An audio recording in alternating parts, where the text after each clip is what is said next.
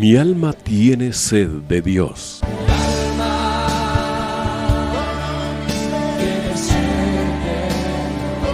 Un espacio que reconforta, alienta y motiva a la luz de la palabra de Dios. Un espacio de clamor e intercesión por todos aquellos que hoy necesitan una palabra de aliento de parte del Dios Todopoderoso.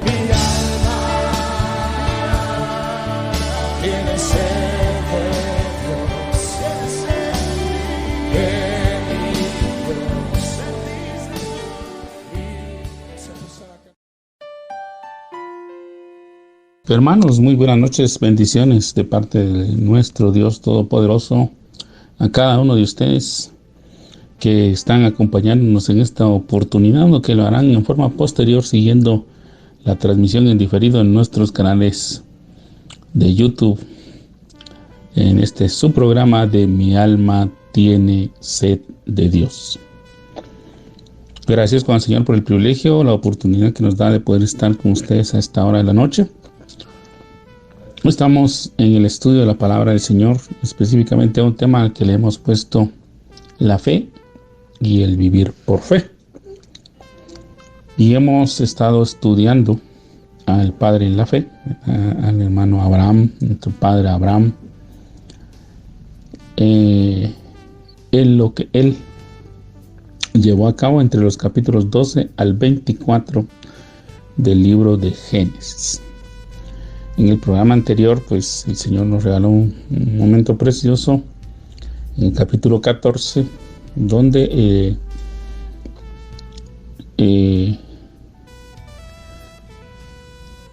este personaje que estamos estudiando realizó con la bendición, la ayuda, la benevolencia, la gracia y el favor de Dios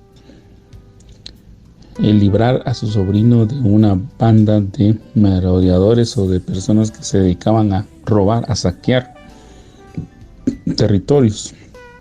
Leímos que hubo un enfrentamiento entre 4 reyes contra 5 y pues obviamente los perdedores se vieron afectados en el hecho de que sus territorios fueran mermados, es decir, fueran robados, fueran tomadas todas las personas y las riquezas llevadas como parte del botín.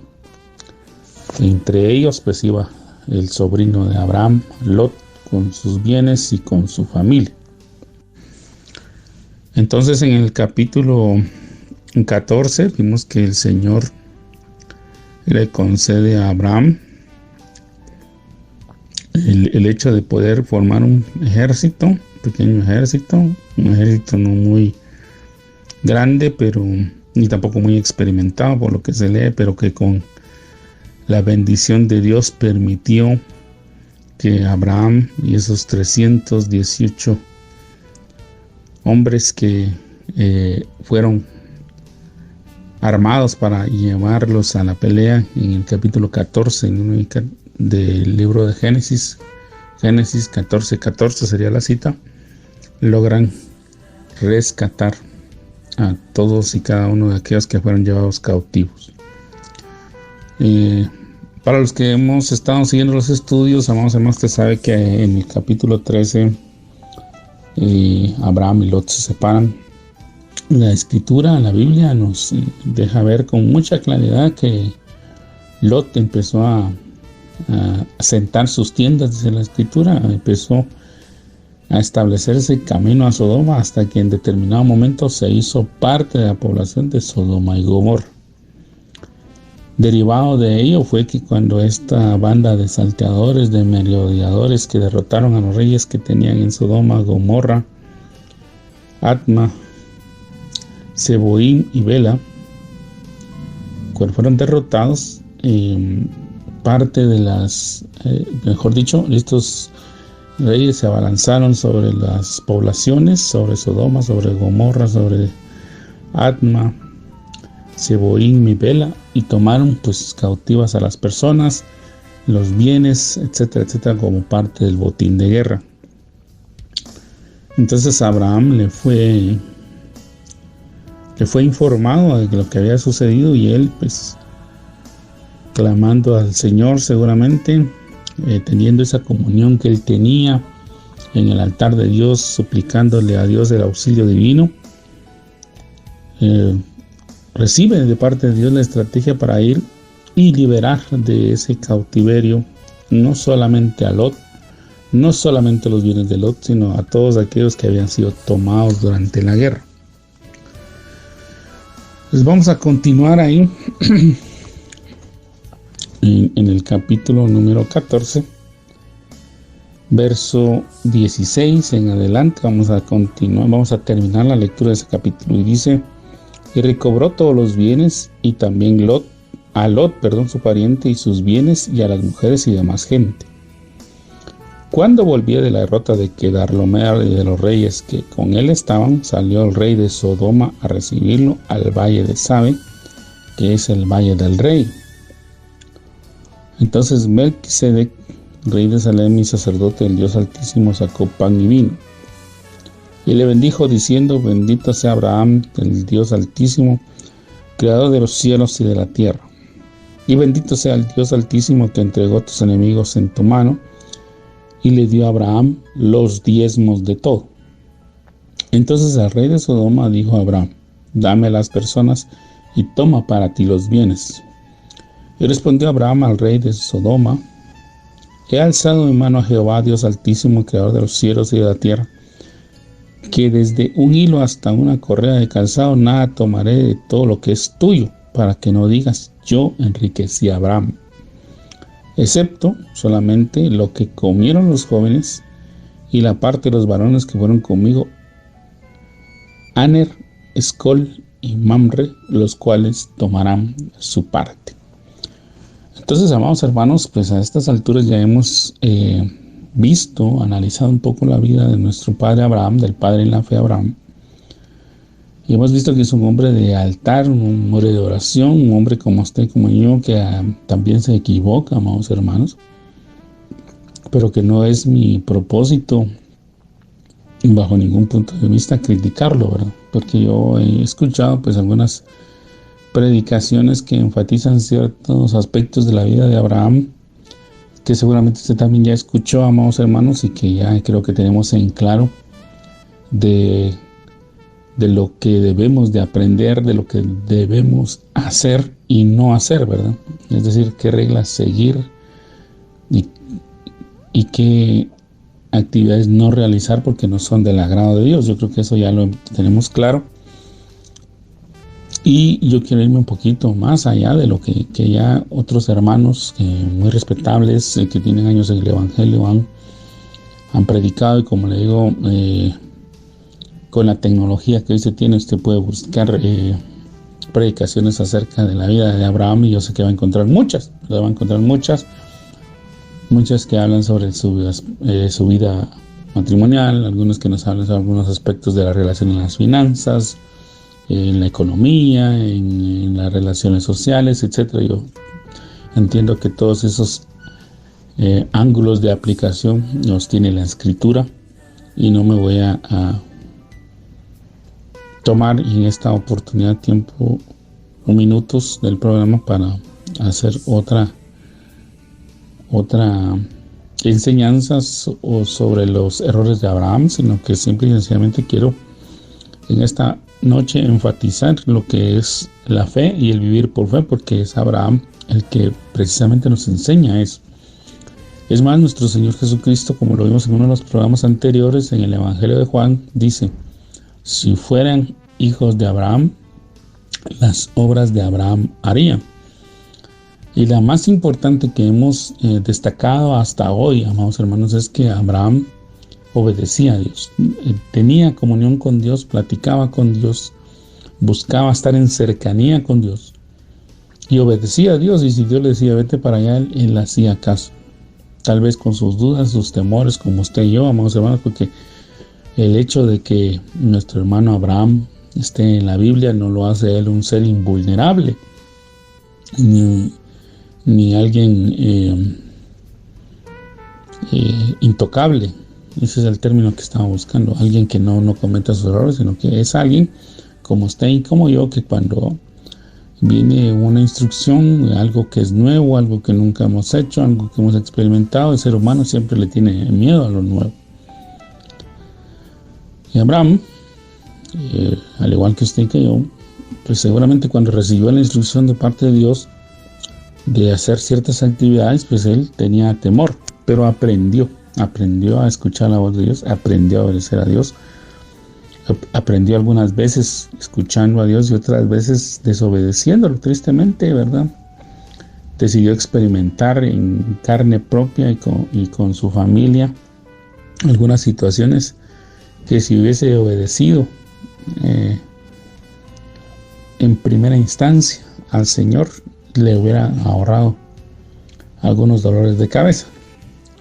Vemos también que Abraham es un hombre de altar, es decir, que la comunión con Dios fue lo que caracterizó su vida.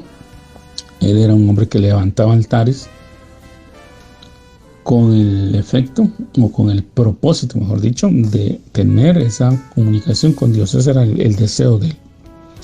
Una vez realizado esto, amados hermanos, Abraham pues desarrollaba su vida, como digo, con algunas dificultades. Por ejemplo, esta, que pues su sobrino, como usted lo escuchó en los primeros estudios, y usted ha tenido el favor, nos ha concedido, mejor dicho, el favor de seguir estas transmisiones, sabrá que cuando leímos la parte final del capítulo 11 de Génesis y los primeros versos del capítulo 12, sabrá que Abraham tenía un especial afecto por Lot, derivado a que él era hijo de su hermano Harán. Y ya he comentado mi apreciación al respecto de lo que eran Abraham, Nacor y Harán, ¿verdad? Pero Abraham tomó cierto afecto por Lot derivado a que su hermano Harán murió joven y solamente dejó como hijo a Lot. Y en aquel momento, en aquellos instantes, y a estas alturas de la lectura de Génesis, Abraham no tiene hijo, no tiene descendencia que provenga de él. Simple y sencillamente Dios lo ha bendecido con muchas cosas, pero él todavía en este momento de la lectura que estamos realizando en el capítulo 14 de Génesis, él no es padre de nadie, ¿verdad? Él tiene a su esposa Sara, pero no tienen hijos. Entonces seguramente, amados hermanos, como lo meditaba o lo mencionaba al inicio de este programa, Abraham ha de haber orado a Dios, le haber pedido consejo a Dios, le haber pedido la estrategia, y Dios se la concedió, y por medio de su mano, ¿verdad? Es decir, Dios le bendijo su mano, es decir, Dios envió a su ángel guerrero delante de él y concedió que aquellos 318 hombres que eran, dice la escritura, criados y nacidos en su casa, él formó un pequeño ejército que fue aquella gran legión, porque en mi apreciación particular, aquellos reyes que ganaron, que es Amrafel, rey de Sinar, Arioc, rey de Eleazar, Kedarlomer, rey de Elam, y Tildal, rey de Goim, eran de un ejército numeroso, amados hermanos, y seguramente fue la sobrenaturalidad, el poder de Dios obrando en la obediencia de Abraham, el que permitió que aquellos fueran entregados en mano de los 318 hombres que Abraham dirigía en aquel momento, y que permitió que fueran rescatados con vida y con bien las personas que habían sido tomadas como esclavos y todos los bienes que se habían llevado a aquellos reyes. Dice la escritura, como lo leímos, que en el verso 16 del capítulo 14, que él recobró todos los bienes, y también a Lot su pariente y sus bienes, y a las mujeres y demás gente. Aquí viene un aspecto importante. Entonces, amados hermanos, Abraham tenía comunión con Dios. Él ya había experimentado, ya sabía que el que lo sostenía, el que lo fortalecía, el que lo ayudaba, el que le proveía, el que le suplía, el que estaba con él era Dios. Entonces él aprendió a aferrar, a defender su fe, a tener dependencia de Dios. Como dice un hermano amado al que yo respeto mucho, él dice que cuando nosotros oremos, siempre agreguemos algo. Señor, si esto es tuyo, pues dámelo, con la prontitud que el caso amerite. Pero si esto no es tuyo, Señor, yo no lo quiero ni regalado. ¿Por qué? Porque obviamente todo aquel que viene con la bendición de Dios va a traer felicidad. Precisamente la Escritura enseña y da esa claridad que la riqueza de Jehová o las riquezas que vienen de Dios, esas son las que realmente no añaden ninguna tristeza con ello. Pero hay otras riquezas que no vienen necesariamente del Señor, que uno a veces piensa que es una bendición del Señor, pero no es, pero causan más tristeza, más dolor, más angustia. No me voy a detener a hablar de este tema porque yo creo que para muchos ha quedado claro eso. Entonces, amados hermanos, él ya había tenido comunión con Dios, tenía comunión con Dios, él permanecía en una constante comunión con Dios. Y entonces cuando él regresa de esa victoria, que fue seguramente motivo de noticia en aquellos tiempos, amados hermanos, y que me imagino que hoy, si en aquel momento, mejor dicho, hubieran existido medios de comunicación como emisoras que dan noticias, periódicos escritos, seguramente hubieran sacado un gran titular que era Abraham, el hebreo, logra una impresionante victoria ante los reyes, y vuelven a mencionar a la coalición de reyes que en aquel momento había derrotado a aquellos y que había tomado cautivos a varios. Le da una victoria impresionante. Entonces, la Escritura dice, de acuerdo al parámetro bíblico que tenemos, en el capítulo número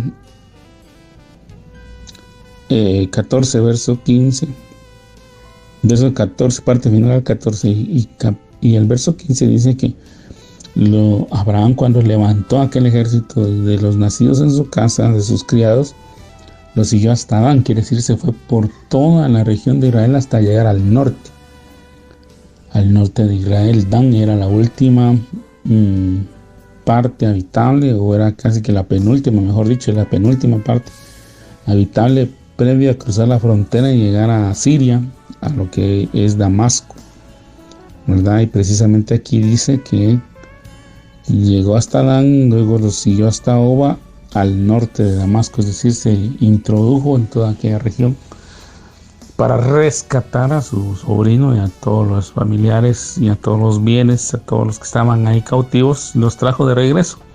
Quiere decir que fue una gran caravana, así como vieron pasar una caravana de ida con los cautivos, después vino una gran caravana de regreso con todos los que habían sido liberados.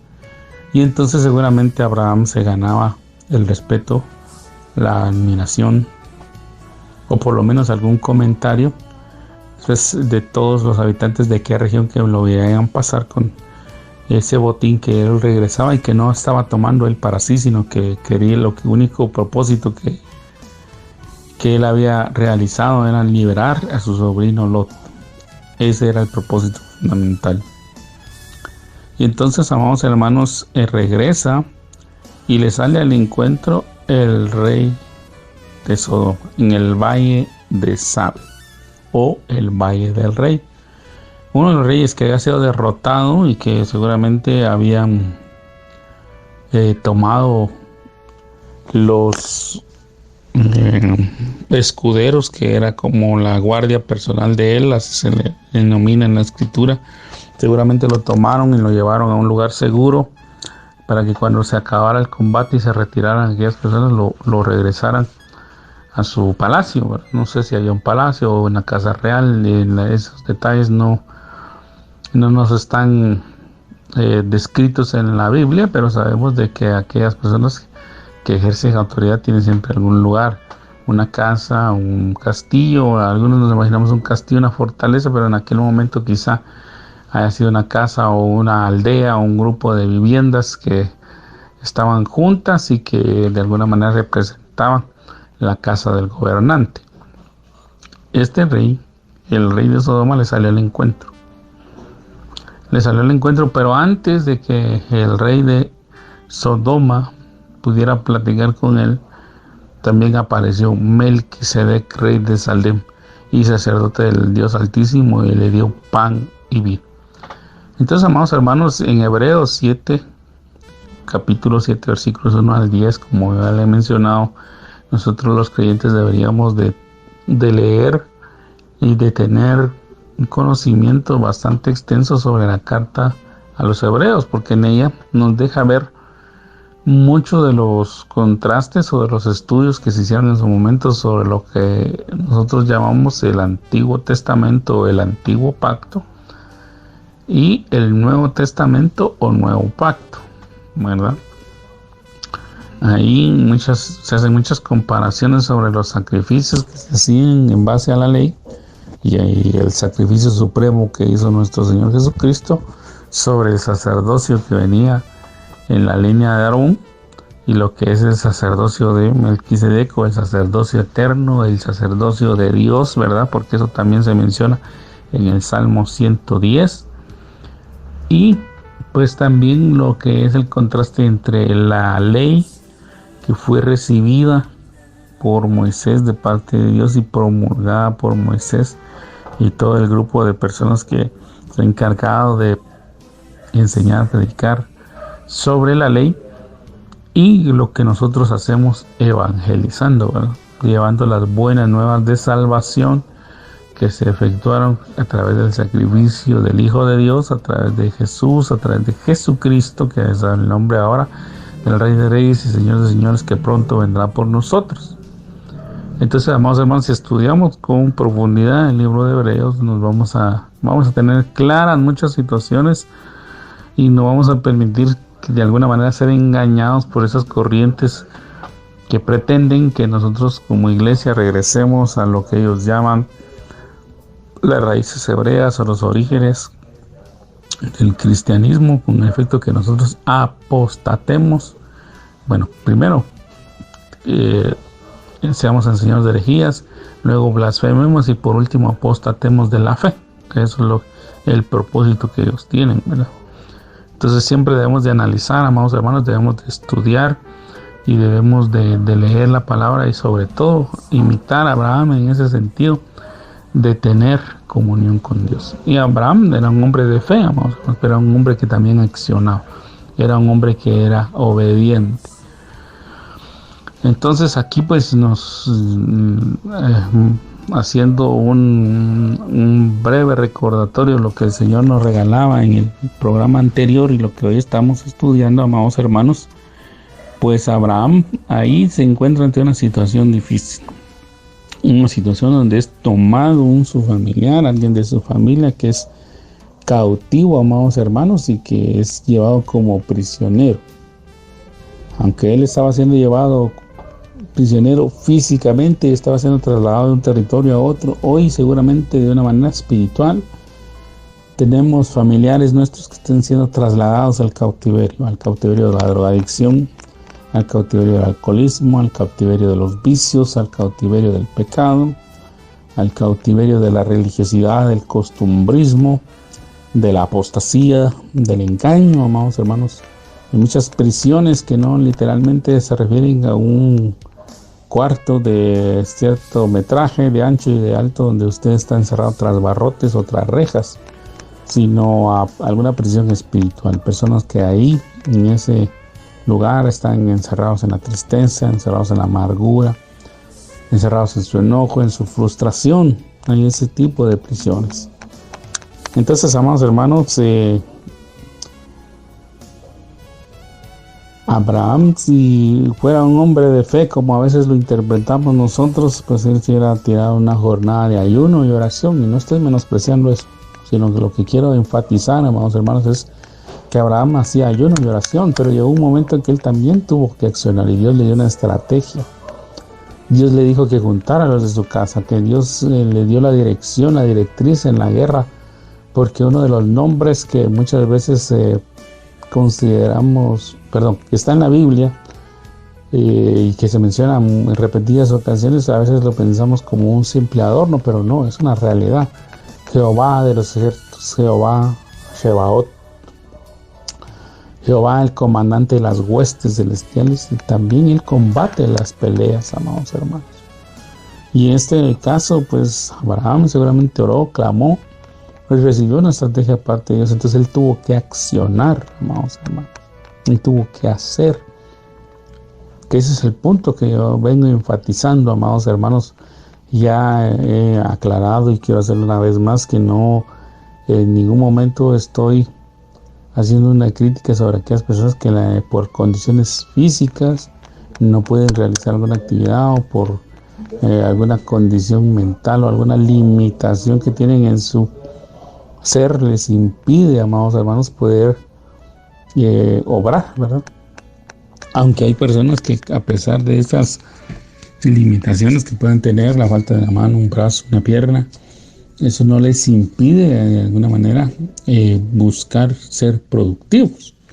Pero hay muchos, amados hermanos, que no tienen ningún tipo de impedimento, ni por enfermedad, ni por incapacidad física ni mental, que cuando usted le pregunta qué entiende de vivir por fe, lo que consideran es que pueden estar encerrados en un cuarto, orando, leyendo la Biblia, o viendo el periódico, o viendo la televisión, y Dios tiene la obligación de llevarles ahí el ánimo. O que apelan a la lástima, o que apelan a la generosidad, mejor dicho, de algunos hermanos, sobre la provisión de algunos recursos para poder alimentarse. Y eso pues puede ocurrir, amados hermanos, que en determinado momento algunas personas den ofrendas, pero no se debe hacer de una forma que se convierta en un estilo de vida del creyente. El creyente, tal y como lo mencioné en su momento, si leemos detenidamente el capítulo 1 de Génesis, vemos que Dios creó al hombre para que sea activo, para que trabaje, para que desempeñe actividades que le permitan tener una productividad y un rendimiento de todo aquello que realice. Es a través del trabajo, del esfuerzo que las personas hacen, encomendándolo definitivamente a la gracia divina, que Dios prospera, que Dios bendice, que Dios provee, que Dios suple. Entonces, amados hermanos, Abraham fue un hombre de oración, de búsqueda, pero también fue un hombre de acción. Y cuando Dios lo mandó a hacer algo, lo ejecutaba con prontitud, con inmediatez. Y aquí lo hizo, ¿verdad? Él juntó un ejército de 318 personas, que yo considero que es un ejército ínfimo, porque al menos aquellos 5 reyes tendrían al menos pues, un ejército de 2,000 personas. Pero son 5 reyes los que ganaron. Y entonces, amados hermanos, seguramente es un ejército numeroso, tal vez unos 10,000, pero 10,000 contra 318 es algo imposible. Pero como estaba Dios en el asunto, Dios era el que iba encabezando aquella misión, aquella comisión que Dios le dio en ese momento a Abraham, aquella obediencia que Abraham estaba manifestando, amados hermanos. Ese ejército no fue nada, porque Dios seguramente peleó contra ellos y les dio una fuerza inimaginable a cada uno de los miembros del ejército que Abraham llevaba, y ganaron aquella batalla, porque la escritura nos deja ver claramente que de todos los que Abraham llevaba, pues ninguno sufrió daño, ¿verdad? Ninguno de los que componían su ejército, y logró rescatar todos los bienes. Ahora enfatiza la escritura que todo aquello que se habían llevado como botín de guerra lo recuperó Abraham. Entonces les menciono acá que aparece Melquisedec. Melquisedec es un personaje, amados hermanos, misterioso. En la Biblia yo lo considero un personaje misterioso. No me malinterpreten, por favor, escuchen, atienda a lo que le voy a decir. Melquisedec, al igual que algunos otros personajes en la Biblia, aparece de pronto y no se sabe su origen, ¿verdad? No se menciona alguna genealogía o hijo de quién sea o de qué tribu, de qué región es, sino que aquí, por ejemplo, dice que entonces Melquisedec, rey de Salem y sacerdote del Dios Altísimo, sacó pan y vino. Y cuando usted estudia Melquisedec, amados hermanos, el libro de Hebreos precisamente nos deja ver que es un sacerdote del cual no se menciona ni genealogía, sus orígenes o dónde radica.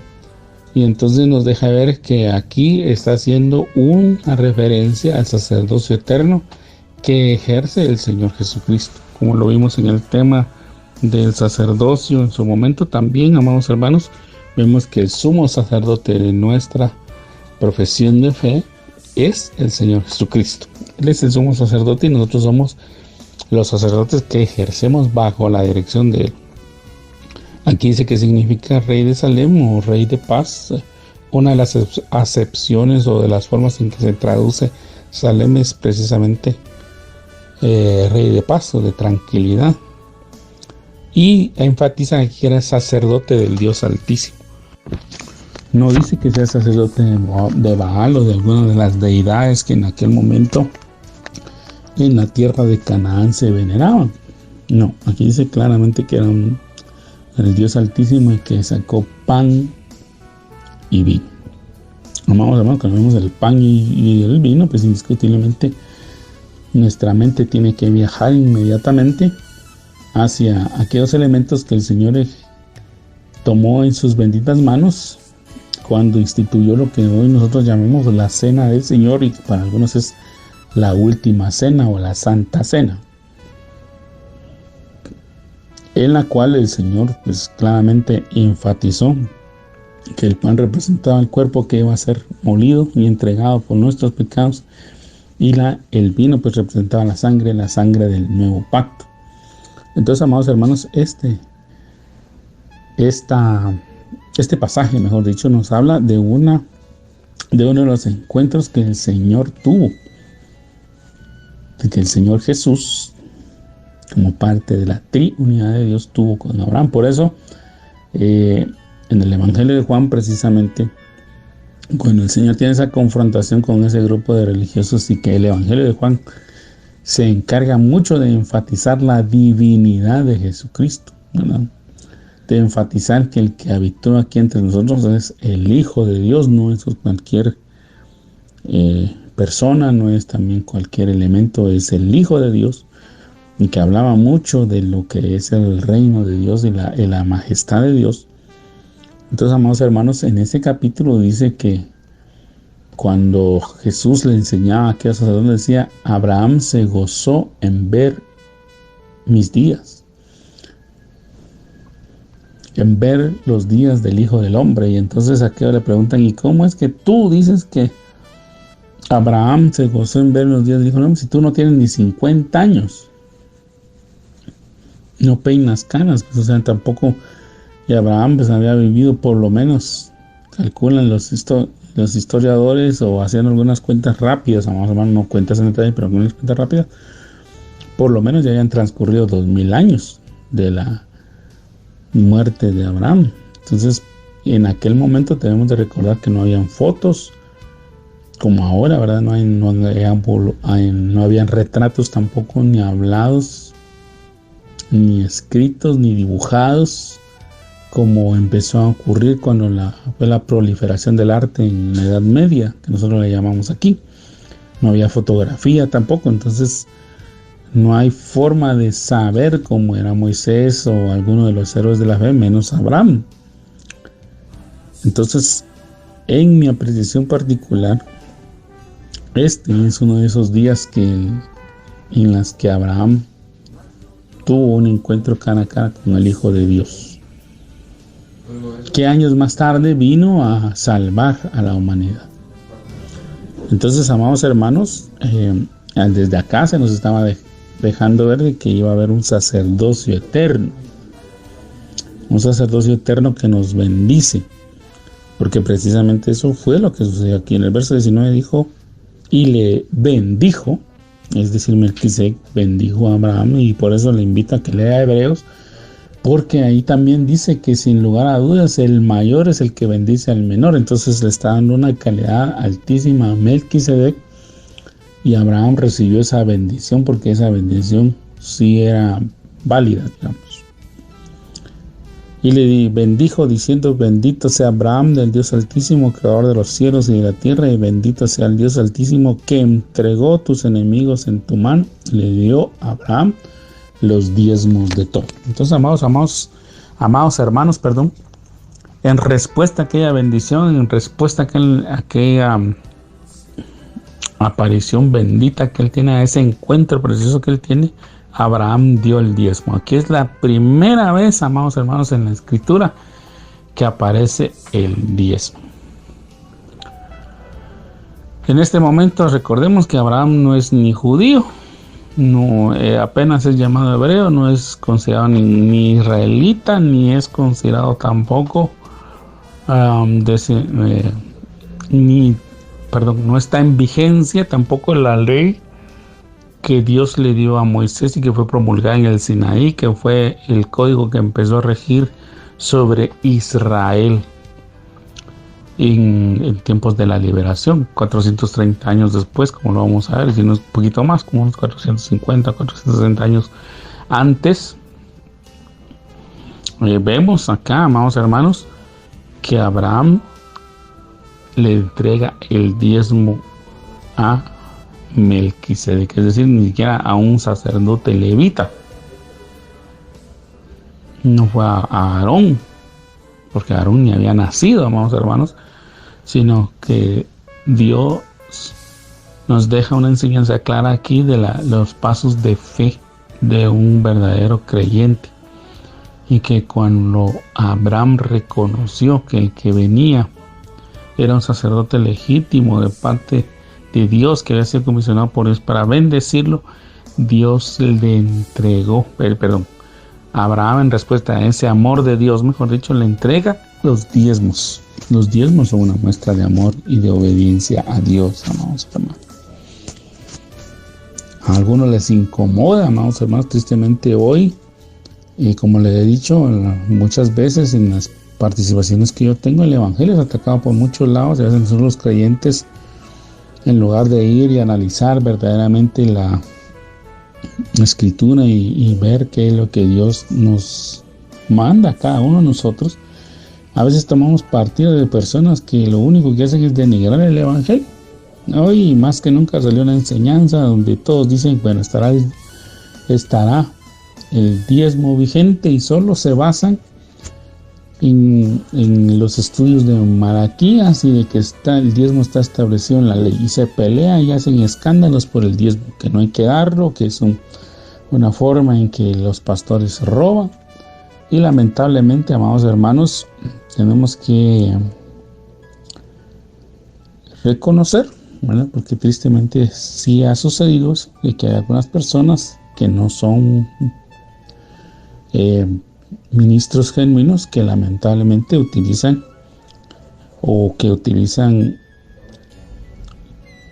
mejor dicho, que le dan un mal destino al diezmo, ¿verdad? Y que lo han caricaturizado, que lo han hecho una burla y que lo han hecho un motivo de difamación del evangelio. Pero verdaderamente el diezmo existe y persiste. Yo no me voy a poner ni a discutir si los que están en contra tienen razón, si los que están a favor están bien, sino que simple y sencillamente, amado hermano, yo le quiero decir a usted que si usted es un hijo de Dios, un hombre que dice que tiene fe y que vive por fe, usted debe de diezmar por amor a Dios, punto. Y no lo tiene que mover ningún argumento de alguno que aparezca por ahí que diga, mire, es que los diezmos por aquí, los diezmos por allá, sino que usted debe de leer la escritura. Y el llamado que le haga es a que usted lea la escritura, que usted ore a Dios, que usted tenga esa misma actitud que Abraham tuvo de tener altar, de tener comunión con Dios, de ser dirigido por Dios, de que él caminara guiado por la voz de Dios, por la luz de Dios, en el camino que Dios le mostró. Ese es el punto que yo quiero dejarle a usted, amado. Ya me le digo, yo entiendo esa parte, amados hermanos, y lo voy a ejemplificar con otra, ¿verdad? Hay muchas personas que cuando usted les pregunta por qué no paga impuestos, por ejemplo, el argumento que sacan es el siguiente: bueno, pues si se lo van a robar en el gobierno, o sea, pagar impuestos para que se lo roben en el gobierno, mejor no los pago. Y ese es un argumento muy malo y muy pobre. Es hasta un argumento indecente, amados hermanos. Porque Dios nos manda a que nosotros seamos obedientes y diligentes. A Jesús, precisamente, una de las trampas que le pusieron fue esa. Llega un grupo así de personas que se las lleva de muy espirituales y le dice: Señor, sabemos que tú enseñas con la verdad, que no mientes, que no engañas, que siempre procuras el bienestar de los demás. Dinos, enséñanos, ilústranos. ¿Es lícito pagar impuestos al César? ¿Sí o no? Y esas personas a veces que suenan como espirituales, a veces suenan más peligrosas, amados hermanos, porque son utilizadas por el diablo. Porque el argumento ahí, amados hermanos, aunque la pregunta sonaba muy espiritual, el fondo de esa pregunta era: si él decía que sí,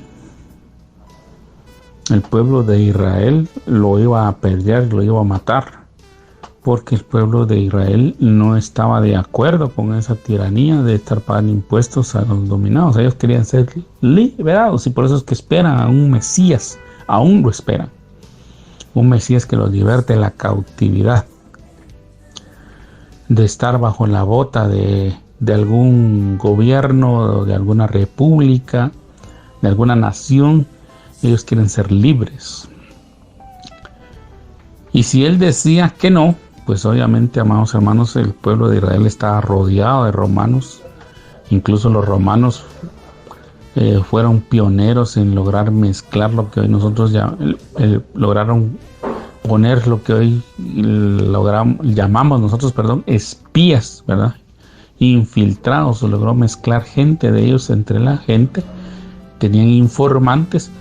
Entonces seguramente entre aquel grupo multitudinario había alguien que defendía a los romanos, y si hubiese escuchado de Jesús que él decía que no había que pagar los impuestos, iba a ser en ese momento capturado y acusado por sedición, por rebelión hacia Roma, y eso se pagaba con la muerte. Lo hubieran asesinado inmediatamente por promover la rebelión, la sublevación, la rebeldía en el pueblo por no pagar los impuestos. Pero Jesús, amados hermanos, definitivamente guiado por el Espíritu Santo, da una enseñanza magistral que es la que hoy nosotros deberíamos de tener muy presente, amados hermanos, muy, muy presente. Él dijo: ¿por qué me tentáis? Y le dijo a aquellos que habían preguntado de una manera espiritual y sublevada y con mucho conocimiento de las cosas, supuestamente. Y dice: dadme una moneda. Y le dieron una moneda. Entonces él le dijo: bueno, ¿de quién es la imagen que está aquí? ¿Y de quién es la inscripción? Entonces ellos le contestan: pues es del César. Entonces él les devuelve la moneda y les dice: bueno, entonces den al César lo que es del César, y a Dios lo que es de Dios. Y allá nadie se atrevió a hacerle ninguna pregunta, vamos hermanos, porque los dejó quietos, pues. Porque nosotros debemos de saber qué es lo que Dios quiere y nosotros debemos de dárselo. Y aquellas obligaciones que tengamos, amados hermanos, nosotros debemos de cumplirlas. Si otra persona, amados hermanos, despilfarra los diezmos, despilfarra los impuestos, los malgasta, los lapida, se los roba, nosotros también debemos de saber que nuestro Dios va a juzgar un día. Aunque nosotros nos enojemos y hagamos berrinche, digamos: no, yo quiero ejecutar justicia por mi mano, nosotros que tenemos que tener claro es que es Dios el que va a juzgar. Y Él dice en la Escritura con mucha claridad y contundencia: mía es la venganza, yo pagaré. Es algo que a Dios le corresponde, y es el único, es de todas las cosas en las que Dios se va a encargar personalmente. No está diciendo que nosotros nos encarguemos, es Dios. Entonces, amados hermanos, hay de aquel que, como diría el himno nacional de nuestro país, hay de aquel que consiga locura, ¿verdad? Se atreva a hacer algo de esto, a tomar los diezmos de Dios y despilfarrarlos y hacer con ellos cosas que no, para las cuales no ha sido diseñado el diezmo. De igual forma, aquellos que toman los impuestos y lo utilizan para cosas que no son en beneficio de la población, porque Dios tarde o temprano les va a demandar. Y, amados hermanos, caer en las manos de un Dios vivo es algo terrible, es algo nefasto. Entonces, amados hermanos, nosotros debemos de procurar agradar a Dios. Y yo por eso le invito a que usted lea, porque hay mucha gente que lo que está haciendo es buscar sus excusas para no diezmar. Bueno, pues como le repito ahí, cada quien en su momento, cada uno de nosotros, amados hermanos, vamos a comparecer delante de Dios. Yo tengo claridad, amados hermanos, que Dios no necesita nuestro dinero, porque sería ridículo pensar que un Dios tan grande necesita nuestro dinero, pero he llegado a entender con el paso de los años, a través de la experiencia, que es una forma en que le mostramos nuestro amor, nuestra gratitud y nuestra honra a Dios. Porque al final, amados hermanos, los diezmos y las ofrendas tienen como propósito sostener a aquellos que se han dedicado tiempo completo a predicar y enseñar la palabra de Dios, y que en muchas ocasiones han extendido también esa labor, brindando asistencia económica a las viudas, a los huérfanos, a los extranjeros, procurando tener instalaciones donde se pueda impartir educación gratuita a aquellos que no pueden pagar un colegio, o un instituto, o una escuela. Algunas instituciones o algunas iglesias, específicamente en los Estados Unidos, fundaron hospitales hermosos y grandes, de los más grandes que hay en Estados Unidos, que brindan asistencia hacia personas necesitadas, amados hermanos, cuya atención prioritaria es la salud. Lo han hecho las iglesias. Grandes universidades en Estados Unidos también fueron fundadas por cristianos. Estas son personas que han administrado fielmente los diezmos. Y en nuestro país también hay iglesias que administran fielmente los diezmos, que brindan casas hogares para ancianos, que brindan ayuda a los niños, que tratan de asistir a las viudas, a los pobres, a los huérfanos, y que asisten a muchas personas que se encuentran en indigencia o en alguna circunstancia que les ha llevado a perder su hogar y que hoy se encuentran solos. Entonces, amados hermanos, tenemos que pedirle al Señor su ayuda para que estas instituciones continúen haciendo esa obra y nosotros cumplamos dando los diezmos y ofrendas. Entonces, amados hermanos, seamos obedientes a Dios. Estudie. Yo le invito a que usted estudie, ¿verdad? Como le digo, cada quien en su momento tenga claridad que no es mi intención, amados hermanos, regañarlo, sino orientarlo. Ese es el propósito.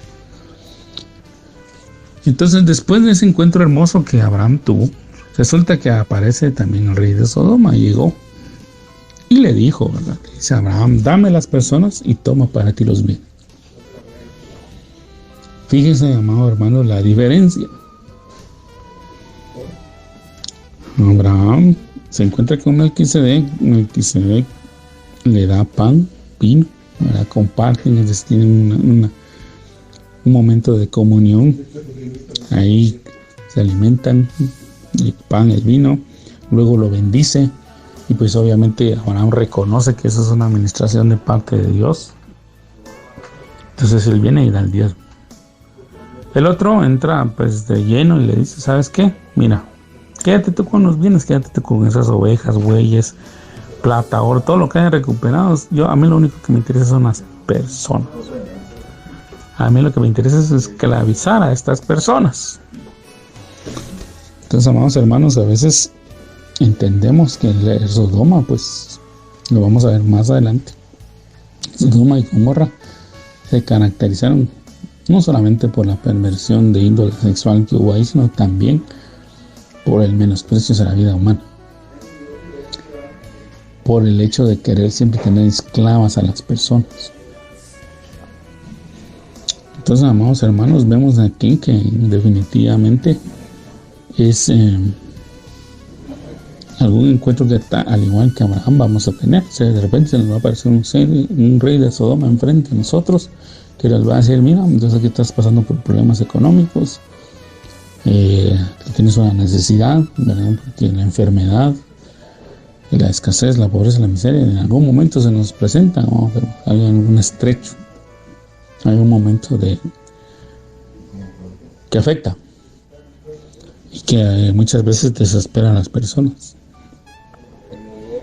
y que ofrece un método, según ellos, fácil y sencillo para que las personas puedan solucionar sus problemas, pero no se ponen a pensar que ese método aparentemente fácil y sencillo muchas veces representa más dolor, más tristeza, más angustia y más desesperación. Entonces Abraham, como sabía de quién dependía, le respondió con claridad, con contundencia. Le dice: he alzado mi mano a Jehová, Dios altísimo, creador de los cielos y de la tierra, que desde un hilo hasta una correa de calzado, nada tomaré de lo que es tuyo, para que no digas yo enriquecí a Abraham. En otras palabras, Dios ya le había dado el discernimiento y le había dicho: si tú le aceptas algo a esta persona entonces va a andar divulgando que todo lo que tú tienes te lo dio él. La persona de la que tú dependes es de él. Y no es así, amados hermanos. Nuestra dependencia es de Dios.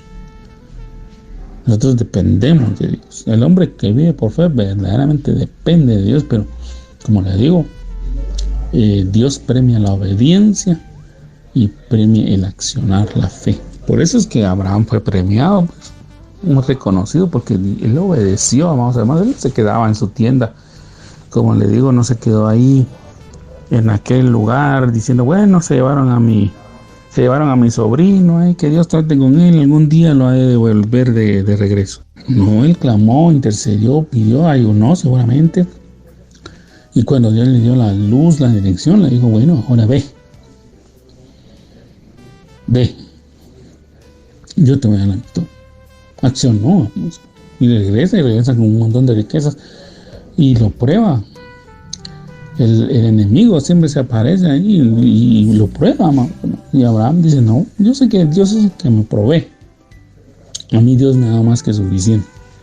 Yo no voy a tomar nada de este rey de Sodoma, porque hay muchas personas que a veces se han encontrado con ese rey de Sodoma, ¿no? Personas que le dicen: mire, hermano, fíjese que yo lo he visto, que usted es un hombre de fe, que no sé qué, y le voy a dar esto.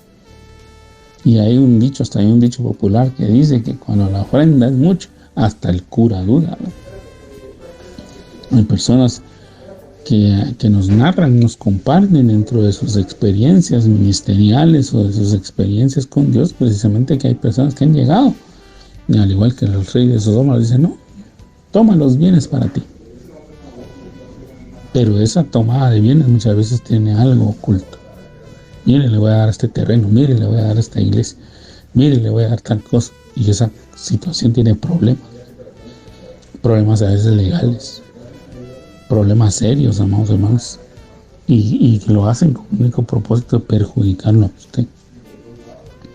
Entonces, amados hermanos, tenemos que tener ese discernimiento. Aquí lo más importante, amados hermanos, es precisamente eso: que nosotros afirmemos nuestra comunión con Dios, para que precisamente cuando esos momentos ocurran, no permitamos que la necesidad,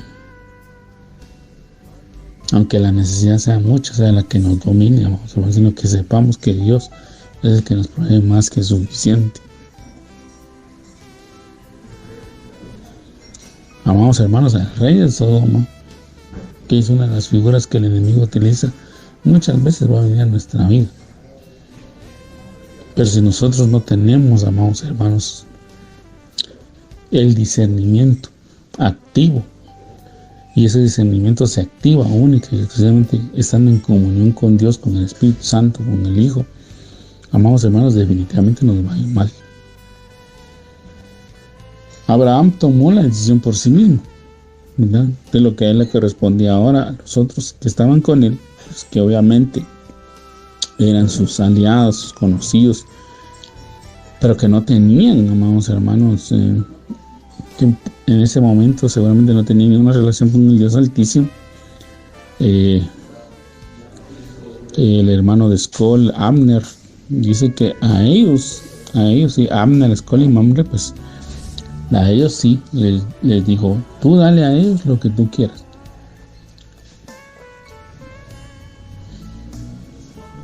pero a mí tú no me vas a dar, porque yo sé que mi dependencia, mi riqueza, mi provisión viene de Dios. Es Dios el que me sostiene. Entonces, amados hermanos, yo sí les hago ver que Abraham también pasó por momentos de dificultad, pero él también se mantuvo firme.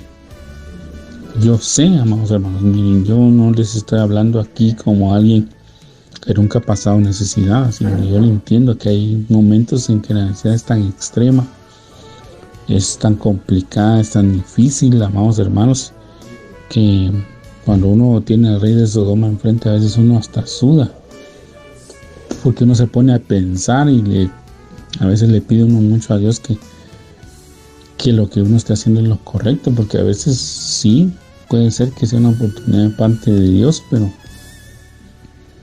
y que uno espiritualice tanto las cosas que diga no a la oportunidad que Él está mandando, o que uno materialice tantas las cosas y que deje llevar uno por la necesidad, que tome una mala decisión, que lo que va a causar es tristeza y dolor más del que ya hay en la familia, porque al final todo esto afecta a la familia. Recordemos que Abraham era casado, que Abraham llevaba a su esposa, llevaba a sus criados, llevaba a toda una multitud de personas, viajaban con él, amados hermanos. Entonces cualquier decisión que él tomara los iba a afectar a ellos por el resto del viaje o por el resto de la permanencia que ellos ejercieran en Canaán. Usted sabe que Dios lo mandó a una tierra que no era suya, que él no conocía, que él la estaba recorriendo, que él se establecía de punto en punto, pero que en ningún momento él era propiedad suya. Él era un extranjero, un peregrino en aquella tierra que su descendencia iba a poseer después. Entonces, amados hermanos, la enseñanza en esta noche creo que es bastante. Nos tiene que conmover. Yo le pido al Señor que cada uno tenga el discernimiento adecuado para que sepa de tomar aquello que Dios nos está dando y desechemos pues todo aquello que no funciona. Si yo le estoy enseñando algo o le estoy diciendo algo que usted considera que no es útil, pues deseche. Está en su libertad. Pero todo aquello que Dios nos está enviando para edificarnos, tomémoslo y recibámoslo y pidámosle al Señor que cada día podamos tener fortalecida esa comunión con Él. Esta oportunidad yo quiero tomar un minutito, 2 minutos para orar, para pedir al Señor su ayuda. Padre, en el nombre de Jesús, te ruego en esta noche que recibas nuestra gratitud por la enseñanza que nos has dado, Padre. Muchísimas gracias por tu palabra que es bien y verdadera. En esta noche, Señor, yo pongo delante de ti las necesidades de mis hermanos. Yo sé que muchos de ellos, Señor, al igual que en el mundo entero, Señor, hay personas que están pasando por problemas económicos, problemas de salud, problemas de matrimonio, problemas con sus hijos, Señor. La Iglesia de Cristo no está exenta de esas dificultades, de esas situaciones que a veces vienen a nuestras vidas, pero tenemos a quien acudir, a un Padre bueno, amoroso, generoso, como lo eres tú, Señor, y en el cual podemos derramar nosotros nuestro corazón, nuestra vida, nuestro ser, para recibir de ti el oportuno socorro en medio de la lucha, la prueba, la dificultad. En esta hora, Señor, yo te quiero pedir que nos ayudes a fortalecer nuestra comunión contigo, Señor, que al igual que Abraham lo hizo en su momento, en aquella prueba que sucedió en el capítulo 14 de Génesis, Señor, nosotros tengamos esa convicción de que tú eres el que nos enriquece, que nos provee, que nos suple, que nos ayuda, que nos sostiene, Señor, y que en determinado momento también podamos desechar cualquier ofrecimiento del Rey de Sodoma. En el nombre de Jesús, papito lindo, amén y amén. Que tenga una bendecida noche, amado hermano, que Dios le guarde, que Dios le bendiga, y será una oportunidad, si el Señor así lo permite, que estaremos compartiendo con ustedes la palabra del Señor.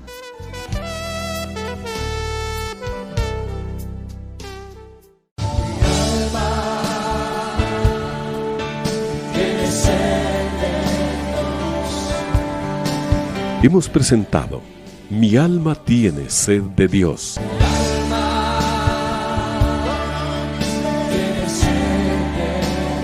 Te invitamos a escuchar nuestra próxima audición cuando nuevamente estaremos delante del Señor exclamando: